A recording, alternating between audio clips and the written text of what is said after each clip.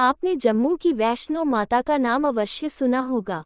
आज हम आपको इन्हीं की कहानी सुना रहे हैं, जो बरसों से जम्मू कश्मीर में सुनी व सुनाई जाती है।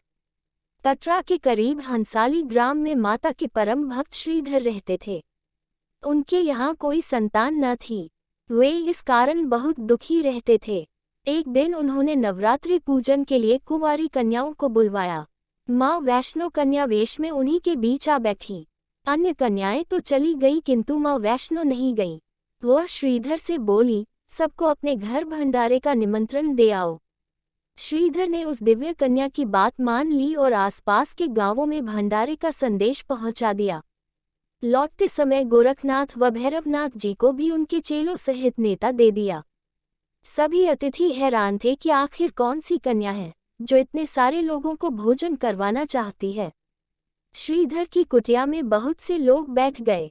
दिव्य कन्या ने एक विचित्र पात्र से भोजन परोसना आरंभ किया।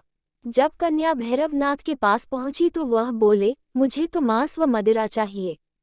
ब्राह्मण के भंडारे में ये सब नहीं मिलता। कन्या ने दृढ़ स्वर में उत्तर दिया। भैरवनाथ ने जिद पकड़ ली, किंतु माता उसकी चाल भांप गई थी।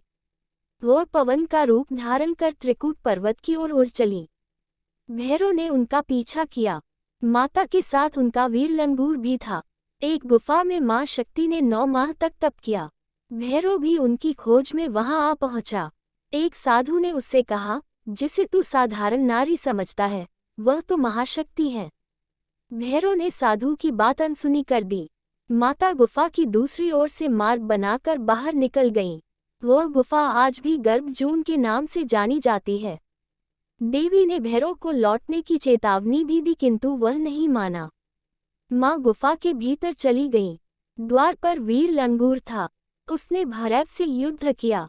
जब वीर लंगूर निढाल होने लगा तो माता वैष्णो ने चंडी का रूप धारण किया और भैरव का वध कर दिया। भैरव का सिर भैरव घाटी में जा गिरा। तब मां ने उसे वरदान दिया कि जो भी मेरे दर्शनों के पश्चात भैरव के दर्शन करेगा, उसकी सभी मनोकामनाएं पूरी होंगी। आज भी प्रतिवर्ष लाखों श्रद्धालु माता वैष्णो के दर्शन करने आते हैं। गुफा में माता पिंडी रूप में विराजमान है।